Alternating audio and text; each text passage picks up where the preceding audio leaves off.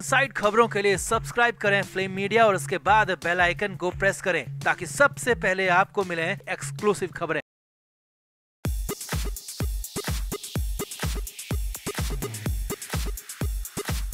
महाराष्ट्र सरकार के मंत्री नवाब मलिक की मुश्किलें कम होने के बजाय लगातार बढ़ती जा रही हैं और अब तो साफ साफ दिखने लगा है कि नवाब मलिक लंबे नपने वाले हैं, क्योंकि हालात उनके पक्ष में बिल्कुल भी नहीं दिख रहे हैं। उल्टा कोर्ट ने गर्दन और ज्यादा लंबी फंसा दी है। जी हाँ, कोर्ट में कुछ ऐसा ही हुआ जहां नवाब मलिक गए तो राहत के लिए थे, लेकिन उल्टा आफत गले पड़ गई और नवाब मलिक के बड़े बड़े वकील भी कुछ नहीं कर पाए। कोर्ट में दोनों तरफ के वकीलों की जबरदस्त बहस हुई, जबरदस्त कोर्ट रूम ड्रामा हुआ और आखिर में नवाब मलिक को बहुत बड़ा सा झटका लग गया। तो क्या हुआ कोर्ट में, वकीलों ने क्या कहा, कोर्ट ने क्या कहा, सब कुछ आपको दिखाते हैं, बताते हैं। आप इस वीडियो को शेयर करें और कमेंट करके अपनी राय जरूर दें।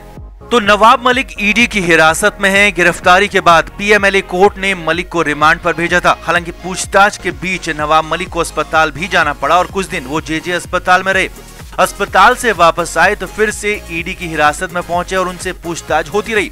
हालांकि ईडी का बार बार यही कहना है कि नवाब मलिक पूछताछ में सहयोग नहीं कर रहे। मलिक की तरफ से कहा गया था कि ये गिरफ्तारी ही गलत है और पूरा केस ही गलत है।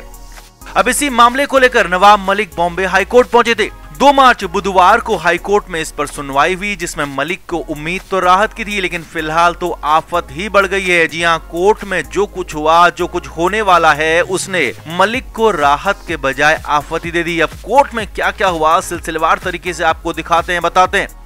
सबसे पहले नवाब मलिक के वकील अमित देसाई ने बहस को शुरू किया। अमित देसाई ने कहा कि ये गिरफ्तारी पूरी तरह से अवैध है, गलत है। ये पीएमएलए अधिनियम और सीआरपीसी का भी उल्लंघन है और यहाँ तक कि 20 साल पुराने मामले में पीएमएलए लागू ही नहीं होता, ये उन्होंने कहा। साथ ही ये भी कहा कि ये याचिका तुरंत सुनने योग्य है। अब अमित देसाई को सुनने के बाद ईडी की तरफ से एएसजी अनिल सिंह पेश हुए थे। तो कोर्ट ने अनिल सिंह से इस पर जवाब मांगा और पूछा कि आपका यानी कि ईडी का इस पर क्या कहना है। तो एएसजी अनिल सिंह ने इसके लिए समय मांग लिया और कहा कि हम पर यानी कि ईडी पर कुछ आरोप भी इनकी तरफ से लगाए गए हैं, लिहाजा इस पर जवाब देने के लिए, जवाब तैयार करने के लिए वक्त चाहिए और 7 मार्च तक का वक्त मांग लिया। अब बस यहीं पर खेल हो गया, यहीं पर मामला फंस गया, क्योंकि कोर्ट ने न सिर्फ 7 मार्च तक का समय दे दिया, साथ ही साथ अपने आदेश में जो कहा उसने नवाब मलिक की मुश्किलें कई गुना बढ़ा दी।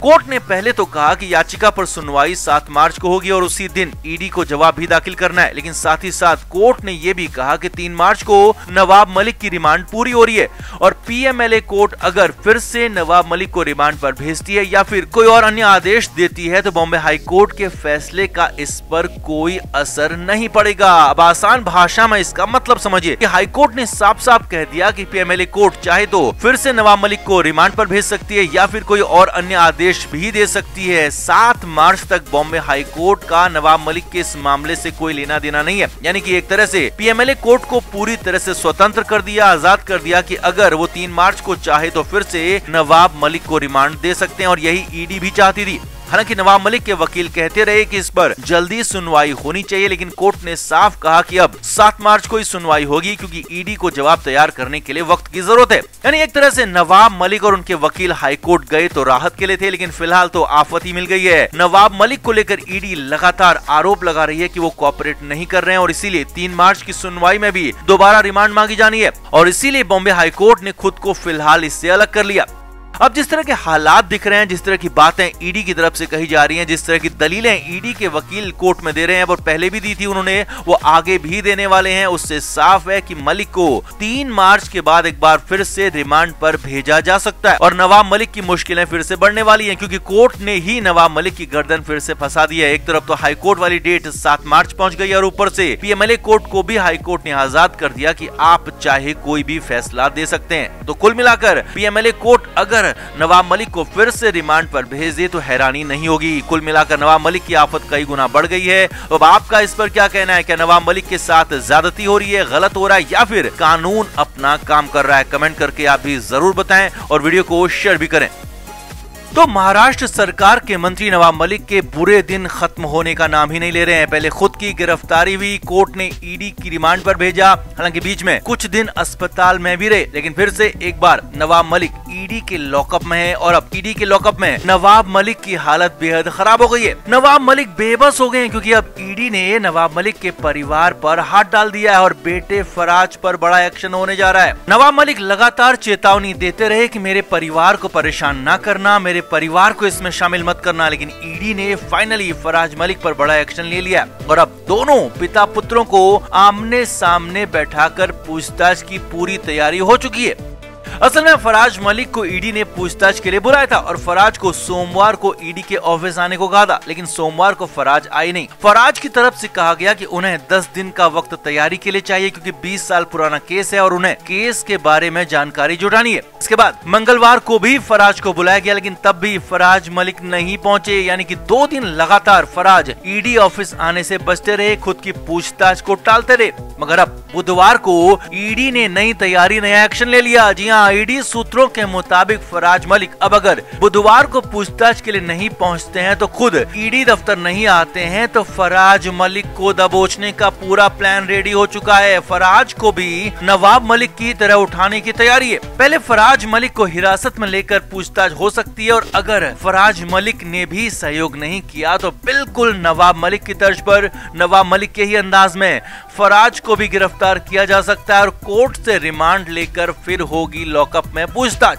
अब पूछताछ कैसे होगी, कहां होगी और क्या होगा, इसका पूरा प्लान, ये भी सब कुछ रेडी है। नवाब मलिक अभी ईडी के लॉकअप में बंद है और बड़ी प्लानिंग यही है कि ईडी के उसी लॉकअप में फराज मलिक को भी रखा जाए, क्योंकि ईडी के पास लॉकअप के लिए मुंबई में बहुत ज्यादा जगह है नहीं, लिहाजा एक ही लॉकअप में दोनों को रखा जा सकता है। और ईडी सूत्रों के मुताबिक सबसे बड़ी खबर ये है कि नवाब मलिक और फराज मलिक को आमने सामने बैठाकर पूछताछ होगी। जी हाँ, ये सबसे बड़ा अपडेट है, सबसे बड़ी खबर है, यही सबसे बड़ी स्ट्राइक है, क्योंकि अब तक नवाब मलिक तो ईडी की सख्ती के आगे टूटे नहीं थे और ईडी के मुताबिक कुछ भी नहीं बता रहे थे, लेकिन अब फराज मलिक सामने होंगे, फराज के साथ सख्ती होंगे तो उस पर फराज मलिक टूट सकते हैं और साथ ही साथ नवाब मलिक भी बेटे को मुश्किल में देखकर टूट सकते हैं, बिखर सकते हैं और तब ईडी का काम बेहद आसान हो जाएगा और ईडी को जिन जवाबों की जरूरत है वो बेहद आसानी से मिल जाएंगे। अब यहाँ पर लॉकअप में बंद नवाब मलिक की हालत बेहद खराब है। नवाब मलिक पूरी तरह से बेबस नजर आ रहे हैं क्योंकि वो खुद कुछ नहीं कर पा रहे हैं, महाराष्ट्र सरकार में शामिल उनके साथी भी कुछ नहीं कर पा रहे हैं।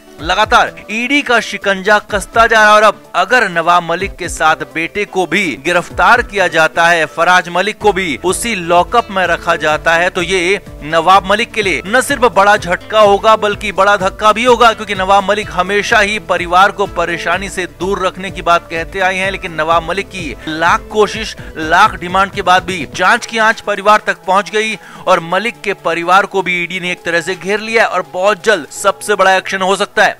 नवाब मलिक की रातों की नींद, दिन का चैन उड़ गया है। हालांकि नवाब मलिक जब भी मीडिया के सामने आते हैं तो वो ठहाके लगाते हुए दिखते हैं, लेकिन असल हालत ये है कि मलिक अंदर से बेहद ज्यादा बेबस हो गए क्योंकि मदद कहीं से मिल नहीं रही है और मदद की आस भी दूर दूर तक दिख नहीं रही है और ऊपर से ईडी की सख्ती बढ़ती जा रही है। संभावना तो यहाँ तक है कि 3 मार्च के बाद भी नवाब मलिक की रिमांड बढ़ जाए, क्योंकि ईडी की दलील है कि नवाब मलिक कोऑपरेट नहीं कर रहे हैं, पूछताछ में सहयोग नहीं कर रहे हैं, लिहाजा नवाब मलिक की रिमांड बढ़ सकती है और नवाब मलिक के लिए आने वाला वक्त और ज्यादा मुश्किलों भरा हो सकता है।